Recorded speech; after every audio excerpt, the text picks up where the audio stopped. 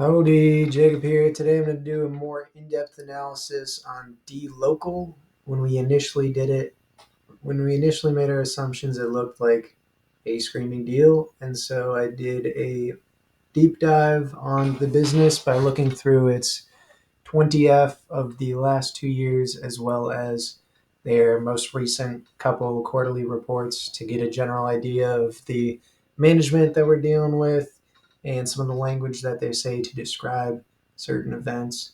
And so, reminder: this is not financial advice. Whatever my final valuation gets to is just my perspective, and please do your own analysis.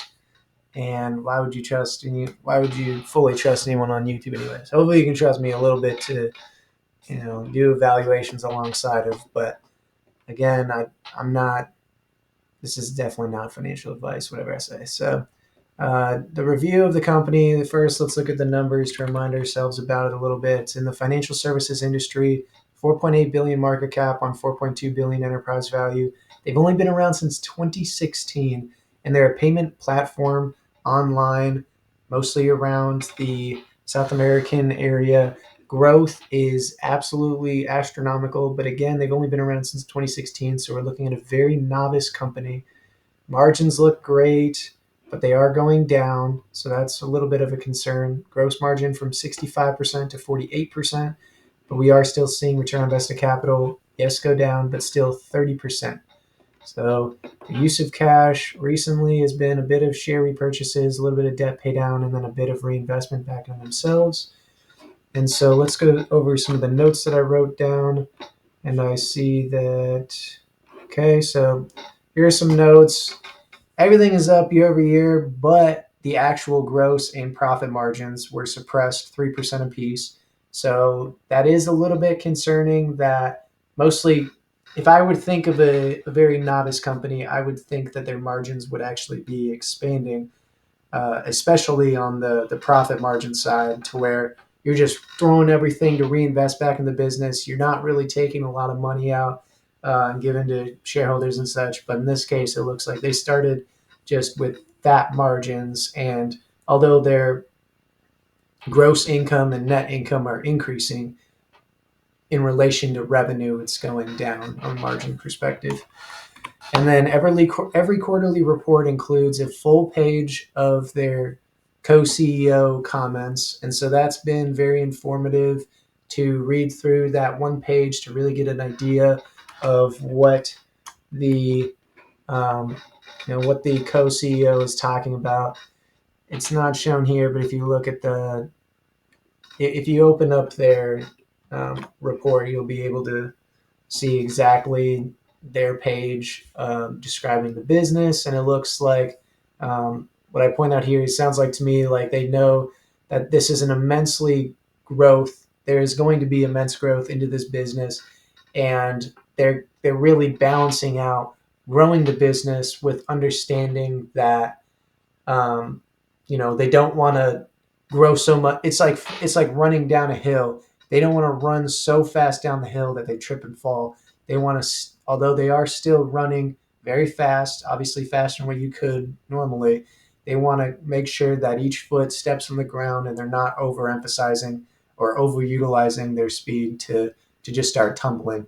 They want to take traction at each step and really push forward.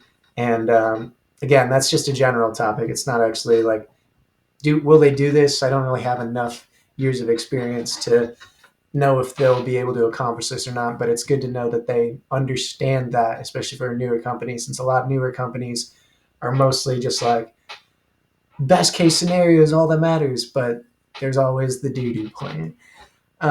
Technology and development expense is the largest growing operating expense in relation to percent. So if you look at their expenses and then their growth in expense, their R&D and technology and development is the greatest percent increase, which is a positive sign because that means they're reinvesting back themselves to hopefully have greater return in these areas that they're really just doing some research in. And then unlike most other ADS, so advisory shares, they do show their cash flow statement within their quarterly reports. So I've reviewed plenty of foreign companies that only file 20Fs, and in their quarterly reports, they don't actually show cash flow, which is, if you know this channel at least a little bit, you know that that's my biggest thing is I love gushing cash flow almost more than anything for a business. And so I love seeing the cash flow statement, and they do provide that quarterly, which is great. And then their Class B shareholders own 45% of outstanding shares, and the most important thing, 81% of voting rights. And then I've reviewed, then said that the executive officers and directors own all of the Class B shares, with the two co-founders combining for 72.6% of these Class B shares, 1.4% of Class A shares, and a majority of the voting power. So positive and negative here, we get to see that we don't really make a difference when it comes to voting, but there's plenty of other companies like that where the executives and especially co-founders want the most voting power to do with what the business that they like. The good news is that majority of the time, I mean, with them having as much stake in the business, well, way more than us. Like, I don't have that type of money. Presumably, if you're watching this, you might not either. But with them and being so invested into this company, you have a good inkling that they were going to do what's best for the business. So maybe you think that buying back shares is stupid, this is stupid, this type of investment is stupid. It could be, and I'm not saying it's going to be perfect, but there's a higher probability that them owning these shares will get them to do the thing that's best for the business in capital allocation, reinvestment, whatever the case may be. 82% of their revenue comes from Latin America. I point out 19% Argentina, 20% Brazil, 16% Mexico, 13% Chile, 14% elsewhere. And then, so they're fairly diverse. When it comes to geography and where the revenue is coming from geographically, it is pretty diverse.